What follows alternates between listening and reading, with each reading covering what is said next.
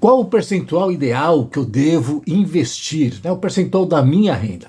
Eu sou Júlio Santos, sou especialista em educação financeira, eu quero falar sobre isso agora. Estava aqui escrevendo alguns materiais e veio essa temática. E essa pergunta eu recebo com muita frequência nas palestras e nos cursos, tá? Existe um percentual ideal, não é uma regra, mas existe aí uma recomendação muito legal e tem uma justificativa para isso. Tudo tem que ter uma justificativa, né? Não tem que ser algo aleatório. E eu já vou te falar sobre essa questão, mas antes disso eu quero te dizer que o percentual não é o mais importante. Existem outros aspectos que você tem que considerar ao pensar em se tornar um investidor ou se aperfeiçoar como investidor. Tem muito investidor que comete algumas falhas e eu vou falar com você aqui agora, certo? Bom, o primeiro ponto é que você deve se acostumar a investir, ou seja, investir com recorrência, investir com frequência.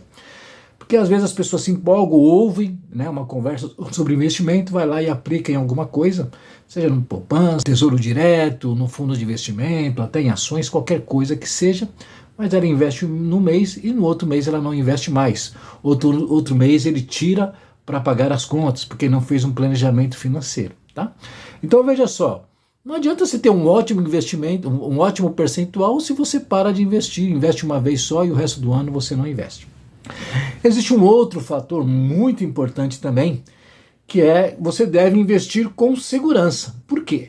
As pessoas que mais perdem dinheiro em várias áreas da vida, inclusive na área de investimento, são os gananciosos. Aquelas pessoas que se acham muito inteligentes, muito bem informadas e aí vivem caindo em golpes. Então, adianta eu tenho um ótimo investimento que me paga 10% ao mês de rentabilidade. Mas isso é irreal, porque a pessoa com quem eu confiei esse dinheiro, ela fugiu com o dinheiro. Então, 10% de nada é nada. As pessoas falam, não, poupança é um péssimo investimento. Depende sobre qual ponto de vista eu vou considerar.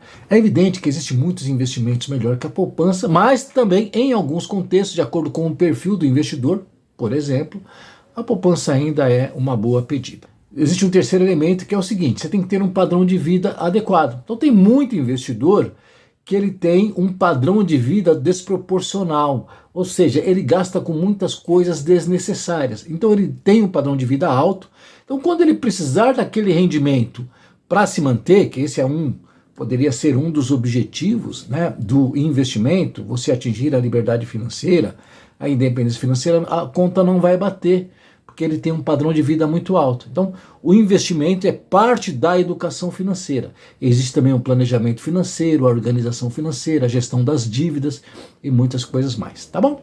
Mas vamos lá então, qual que é o percentual ideal? O percentual ideal é 20%. Então, primeiro você deve investir 20%, depois gasta o resto, é o que diz o Warren Buffett. Primeiro invista, depois gaste o que sobrar. Se você fizer isso, tá ótimo. Ah, Júlio, mas eu consigo poupar só 3%. Comece com 1%. E com o tempo você vai perceber que consegue 2%, 3%, 5%. Vamos supor que você consiga poupar 10%, ótimo. Que você consiga poupar 5%, ótimo. Você já faz parte da minoria. A maioria das pessoas, né, não conseguem poupar, não conseguem guardar. Mas persiga 20%, porque daí existe uma proporção muito legal entre, né, o que você ganha, o que você poupa, o que você gasta. E aí isso, na verdade, te impulsiona a outras ações.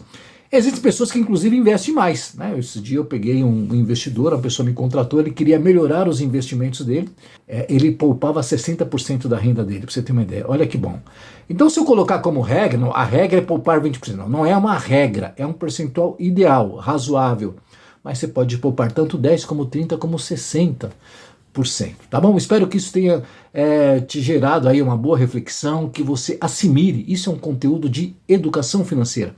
Isso aqui não é um conteúdo de prosperidade, de enriquecimento fácil. E se você quer fazer um planejamento financeiro, quer aprender educação financeira de forma consistente, entre em contato comigo. Em algum local aqui você vai poder descobrir aí os nossos canais de comunicação. Um grande abraço, até o próximo vídeo.